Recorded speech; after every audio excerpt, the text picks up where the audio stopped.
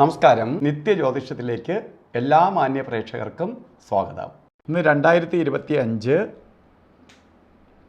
ജനുവരി മാസം 3-ാം തീയതി 1200 ആണ്ട് ധനുമാസം 19-ാം തീയതി വെള്ളിയാഴ്ച. ഇന്ന് നല്ല ദിവസമാണ് വെള്ളിയാഴ്ച. വെള്ളി എന്ന് പറയുമ്പോൾ ശുക്രവാരം, ശുക്രൻ്റെ ദിവസമാണ്. രണ്ട് ഗുരുക്കന്മാരുണ്ട്, ദേവഗുരുവും അസുരഗുരുവും. അപ്പോൾ ശുക്രാചാര്യരുടെ ദിവസമാണ് ഇന്ന്. ശരിക്ക് വ്യാഴൻ്റെ 3/4 ഭാഗം ബലമേ ശുക്രാചാര്യർക്കുള്ളൂ എങ്കിലും ശുക്രനൊരു പ്രത്യേകതയുള്ളത്, പെട്ടെന്ന് ഫലത്തെ കൊടുക്കുന്നവനാണ് ശുക്രൻ. അതുകൊണ്ടാണ് നമ്മൾ എപ്പോഴും പറയും അവനിപ്പോൾ ശുക്രദശ എന്ന് പറയുമ്പോൾ അവൻ അതിവേഗത്തിൽ ഉയർച്ചയിലേക്ക് പോകണം. കണ്ടിട്ട് അസൂയാലുക്കൾ പറയുന്ന വാക്കും കൂടിയാണ്. അപ്പോൾ ഇന്ന് ശുക്രൻ്റെ ദിവസമാണ്. പോയിട്ട് ഇന്ന് അവിട്ട നക്ഷത്രമാണ്, നല്ല നക്ഷത്രമാണ്. അപ്പോൾ ഇന്നത്തെ ദിവസം നമുക്ക് വളരെ സന്തോഷപ്രദമായ ദിവസമാണ്. ശുഭകാര്യങ്ങൾക്കെല്ലാം കൊള്ളാം. ശുഭപ്രദമായ ദിവസമാണ്. നമുക്ക് ഒരാളുകളുമായിട്ട് മീറ്റ് ചെയ്യാനായാലും ശരി, മറ്റ് നമുക്കിന്ന് സുഹൃത്തുക്കളുമായിട്ട് പുതിയ എന്തെങ്കിലും സംരംഭം തുടങ്ങാനായിട്ടായാലും ശരി, എല്ലാത്തിനും കൊള്ളാവുന്ന ഒരു ദിവസമാണ്. അതുപോലെ അവിട്ട നക്ഷത്രം, ധനുമാസത്തിലെ അവിട്ട നക്ഷത്രം ബർത്ത്ഡേ വന്നിട്ടുള്ളവർക്ക് ഒരു വർഷത്തെ ഫലത്തെയാണ് നമ്മൾ ചിന്തിക്കേണ്ടത്. വാർഷിക ഫലത്തെ ചിന്തിക്കുമ്പോൾ വളരെ ഭാഗ്യദായകമായ ഒരു വർഷമാണ് നിങ്ങൾക്കെന്നറിയുക. വളരെ ഭാഗ്യത്തെ പ്രദാനം ചെയ്യുന്ന ഒരു വർഷം തന്നെയാണ്. വളരെ സന്തോഷപ്രദമായ ഒരു വർഷമാണ് നിങ്ങളുടേത്. വളരെ ഗുണഫലത്തെ കൊടുക്കുന്ന ഒരു വർഷമാണ് നിങ്ങൾക്ക്. അപ്പോൾ ഭാഗ്യദായകമായ ഒരു വർഷത്തെയാണ് നമുക്ക് പ്രദാനം ചെയ്ത് തന്നിരിക്കുന്നത്.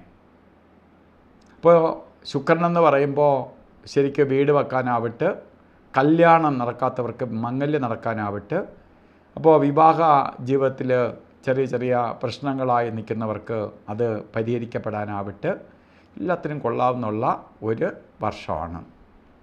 അപ്പോൾ ശുക്രനെ നമുക്ക് പ്രീതിപ്പെടുത്തി കൊണ്ടുപോകാൻ വേണ്ടി വെള്ളിയാഴ്ച ദിവസങ്ങളിൽ ശുക്രൻ്റെ പവർ കൂടുതലായിട്ട് കിട്ടാനും പെട്ടെന്ന് കിട്ടാനുമായിട്ട് വെള്ളിയാഴ്ച ദിവസങ്ങളിൽ പ്രത്യേകിച്ച് ദേവീക്ഷേത്രത്തിൽ പോവുകയും ദേവിക്ക് കുങ്കുമാർച്ചനയോ രക്തപുഷ്പാഞ്ജലിയോ ഒക്കെ നടത്തി പോവുകയും ചെയ്യുമ്പോൾ ശുക്രൻ്റെ പവർ നമുക്ക് കിട്ടുകയും ഈ ഒരു വർഷത്തെ ഫലത്തെ ഭംഗിയാക്കാൻ സഹായിക്കുകയും ചെയ്യും.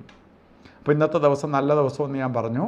ഓരോ കാര്യത്തിന് പോകുമ്പോൾ തടസ്സമൊന്നും വരാതിരിക്കാൻ വേണ്ടി രാവുകാല സമയം നോക്കി യാത്ര തിരിക്കണം. രാവുകാല സമയം വരുന്നത് ശരിക്ക് ഇന്ന് രാവുകാല സമയം വരുന്നത് 11:03 തൊട്ട് 12:29 വരെ എന്നാണ്.